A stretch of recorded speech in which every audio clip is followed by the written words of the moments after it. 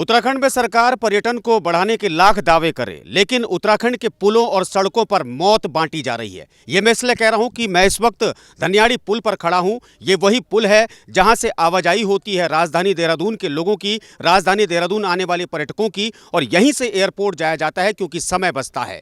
यकीन मानिए, इस नज़ारे को अगर आप देखेंगे तो आपको खुद अंदाजा लगेगा कितना खूबसूरत ये नज़ारा है, क्योंकि प्रकृति इतनी शानदार यहाँ पर है। लेकिन जिस पुल को मैं आपको दिखाने जा रहा हूँ, मौत का जिक्र मैंने इसलिए किया क्योंकि यहां पर मौत बांटी जा रही है। एनएच के अधिकारी, उनको कोई मलाल नहीं है कि किसी की जान चली जाए, उनको कोई मलाल नहीं है कि कोई भी पुल धराशायी हो जाए। उनको सिर्फ अगर मतलब है तो पैसों से मतलब है। उनको सरोकार है तो उन ठेकेदारों को पनपाने का सरोकार है, जिन ठेकेदारों की वजह से उनकी जेब भरी जाती है।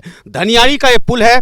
यहां पर जिस तरीके से आप देख सकते हैं, टल्ले लगाकर इस पुल को और अपनी कमियां छुपाने की कोशिश की जा रही थी, लेकिन अफसोस की कमियां उजागर हो चुकी हैं। और खुद एक ऐसा नज़ारा इस वक्त देखने को मिल रहा है कि पुल जब धराशायी हुआ उसके बाद करतूत सामने आई कि अधिकारियों ने क्या किया। और वो तो अच्छा है कि यहाँ के लोग जागरूक हैं, यहाँ के लोग सड़कों पर आ चुके हैं, जिसके चलते अब लगता है कि जो कर्मचारी हैं, जो अधिकारी हैं और जो भ्रष्ट जो ठेकेदार हैं, उन पर कार्रवाई होना तय है। लेकिन कार्रवाई कब होती है, कार्रवाई कब होगी, इसकी मालूमात नहीं है, क्योंकि ना तो यहाँ पर क्षेत्रीय विधायक पहुंचे हैं, ना ही सरकार का कोई नुमाइंदा पहुंचा है। फिलहाल कुछ लोग हमारे साथ हैं, उनसे हम बातचीत करते हैं। सर, जानना चाहेंगे, इस पुल को लेकर इस क्षेत्र में कई समस्याएं पहले भी हुई है, लेकिन अब ये जो पुल टूटा है, इसने कहीं ना कहीं पोल खोल कर रख दी है एनएच की, उन ठेकेदारों की जिनकी मिली भगत की वजह से ये पुल धराशायी हुआ। धन्यवाद। अभी अभी आपने कहा है कि ये जो पर्यटन क्षेत्र है, पर्यटन प्रदेश बनाना जा रहे हैं, तो हमें भी बहुत खुशी हुई थी कि जब ये एक्सप्रेस वे का नाम दिया गया था और इसको एक हम एक्सप्रेस वे बनाएंगे और हमारे क्षेत्र में विकास होगा। आज की तारीख में जब से 5 सालों से ये पुल बने हैं, लगातार क्षेत्रवासी परेशान है, लगातार ये समस्याएं उठाते जा रहे हैं कि ये पुल गिरने वाले हैं। कई बार गिर भी गए हैं। ये पुल दूसरी बार गिरा है। ये पहले उधर से गिरा था, आज इधर से गिर गया और अब इधर से गिरने वाला है। तीनों तरफ से ये पुल गिरने वाला है और लगातार इन पुलों की रक्षा की बात करी जा रही है कि इनको किसी तरह से सुधारो। लेकिन 5 साल से सरकार के कान में जू नहीं रहेंगी। राजधानी का क्षेत्र होते हुए, कान की जड़ का ये क्षेत्र होते हुए, उसके बाद ये हाल है। इन सब को लेके हमने जो है कल की तारीख में एक जो है पदयात्रा निकाली। जब सरकार हमारी नहीं सुन रही, उसके बाद हमने सोचा कि पदयात्रा 8 किलोमीटर की पदयात्रा निकाल के विशाल एक पदयात्रा निकलेगी और उम्मीद है मुझे कि गांव का हर व्यक्ति उस यात्रा में शामिल होगा।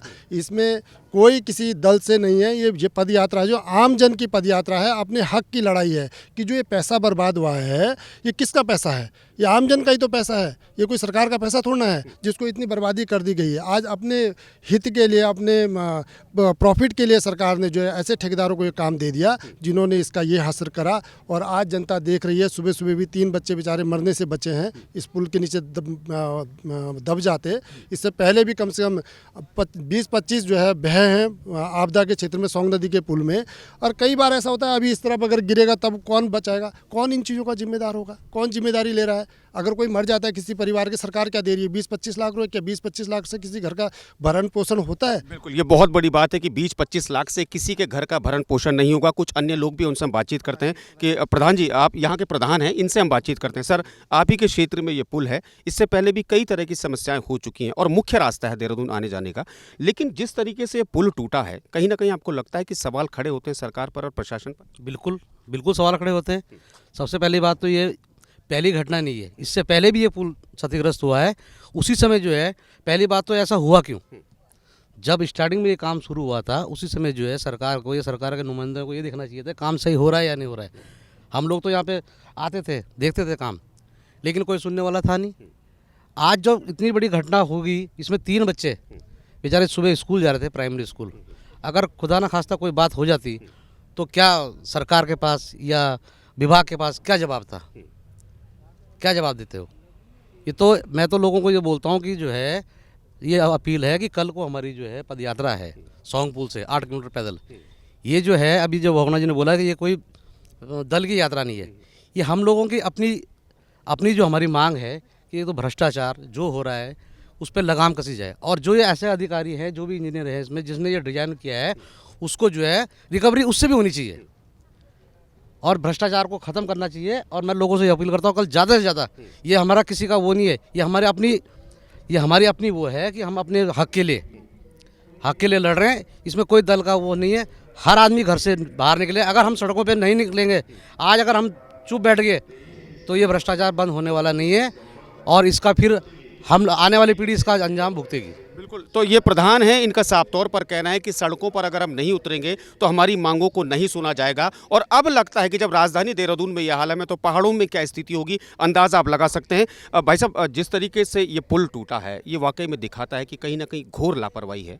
और खुदा ना खास्ता जिन 3 बच्चों का जिक्र यहाँ पर प्रधान जी ने किया, अगर कुछ अनहोनी हो जाती तो लगता है कि यहाँ पर लोगों के हाथ पैर और फूल जाते।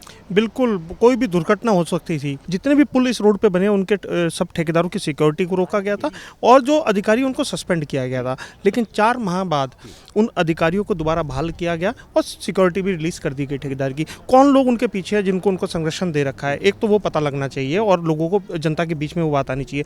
और हमारी आज भी यही अपील है कि उन भ्रष्ट अधिकारियों के खिलाफ कार्रवाई हो, ठेकेदार के खिलाफ कार्रवाई हो और जो लोग संरक्षण दे रहे हैं उनके खिलाफ भी कार्रवाई हो। और आज कल से जिला कांग्रेस कमेटी द्वारा यहाँ पे पदयात्रा का आह्वान किया गया था, लेकिन दुर्भाग्य देखिए कि आज ही ये नुकसान हो गया और कोई बहुत बड़ा हादसा भी हो सकता था यहाँ पर। हम तो यही मांग करते हैं कि अगर इसे आदर्श विधानसभा का नारा जो भारतीय जनता पार्टी देती है, अगर ये आदर्श विधानसभा है तो जो आप इससे अंदाज़ा लगा सकते हैं कि उनकी सोच क्या है और वो किस तरह की आदर्श विधानसभा डोवेला को बनाना चाहते हैं। जाहिर तौर पर लोगों का ये सवाल है कि आदर्श विधानसभा की बात तो भारतीय जनता पार्टी करती है, लेकिन ये कैसी आदर्श विधानसभा जहां पर पुल तो बनाए जाते हैं लेकिन पुलों पर टल्ले लगाए जाते हैं। और ये पुल ऐसे हैं जो मौत बांट रहे हैं। और आज सरकार का कोई भी नुमाइंदा यहां पर नहीं है। आज जो यहाँ के लोकल जो लोग हैं वो यहाँ पर हैं, वो अपनी आवाज़ उठा रहे हैं और आवाज़ इसलिए उठा रहे हैं ताकि उनके बच्चों के साथ या फिर जो पर्यटक यहाँ पर आते हैं उनके साथ कोई अनहोनी ना हो। और ये अनहोनी तब तक होती रहेंगी जब इस तरह के पुल बनेंगे और ये पुल जब जमींदोज होंगे तब जाकर सरकार को पता चलेगा कि कोई अनहोनी हो चुकी है। कुछ अन्य लोग हैं, उनसे भी हम बातचीत करेंगे। सर, इस पुल को देखा, स्थिति बहुत विकट है और इस पुल में सिर्फ यहीं पर ये पुल नहीं टूटा, जगह जगह जर्जर है। जितने भी पिछले 5 वर्षों में पुल बने हैं, चाहे वो निर्माणाधीन हो चाहे कंप्लीट हो गए हैं, सब पुलों में शिकायतें थी और सब जगह कांग्रेस ने इसमें प्रदर्शन किया और आम जनता ने प्रदर्शन किया। कल हमारा यहाँ पर मार्च था इस पुल के विषय में लेकर। आप ये देखिए कि ये अभी माल दिखाइए, ये ऐसा माल लगाया इन्होंने, ये माल लगा रहे हैं, तो इससे जनता काट गई। और दूसरा जो एक ये दीवार खड़ी की गई है, इसमें एक बिम्ब लगता है, सरिये का एक जाल बनता है जिसको कहेंगे उस भाषा में, तो एक कॉलम का बिम्ब बनता है, वहाँ कहीं पर भी बिम्ब नहीं, कहीं पर तार नहीं है और ये सीधा ऊपर खड़े कर दिए गए हैं। ये धामी सरकार पर बहुत बड़ा कलंक है कि इनकी अगर जांच नहीं हो रही है, जो इसके ठेकेदार हैं उन पर कोई कार्रवाई नहीं हो रही है और विभागीय अधिकारी जिन्होंने मोटा कमीशन लेकर इस पर बनवाया और इनका पेमेंट कर दिया, ये बहुत बड़ा सरकार या जनता के साथ, इस क्षेत्र की जनता का बहुत बड़ा घोटाला है। क्योंकि ये राजधानी से 10 किलोमीटर दूर का ही क्षेत्र है, कोई ज़्यादा दूर नहीं। यहाँ पे मैं अभी कम से 2 घंटे में भी कोई अधिकारी यहाँ झांकने तक नहीं आया है कि हमारे प्रदेश जी के अलावा कोई यहाँ पर झांकने नहीं आया है। और पर्यटक इतना यहाँ से चलता है क्योंकि टोल बेरे लच्छीवाला की वजह से इस पर ज़्यादा आवाजाही हो रखी है, ऐसी आवाजाही की वजह से इस पर ज़्यादा ट्रैफिक चल रहा है। यदि ये दुर्घटना रात को हो जाती तो बहुत लोगों को जनहानि हो सकती थी।